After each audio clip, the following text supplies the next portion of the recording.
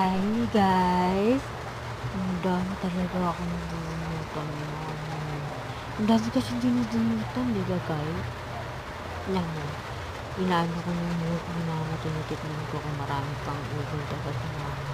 Hindi ako makapakali. Alam mo guys, hindi ako nakakapag-bunot sa kanya kung gantong karami ang uban niya.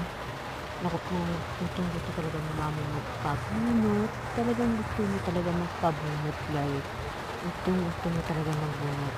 Pero ang dami ko na talagang binunutan ng uban sa kanya. Salamat na nga lang maraming nabunot ko sa kanya. Sabi daw ni mama, anak, bunutin mo lang yan. Naku po, ang dami talaga ng uban. Akala ko naman ano. Ano nga guys, oh. Akala ko naman kung ano. Ang dami-dami binubunot. Ay, naku naman mama. Ang dami mo naman po talaga uban. Hindi talaga mauubos yan. Ay.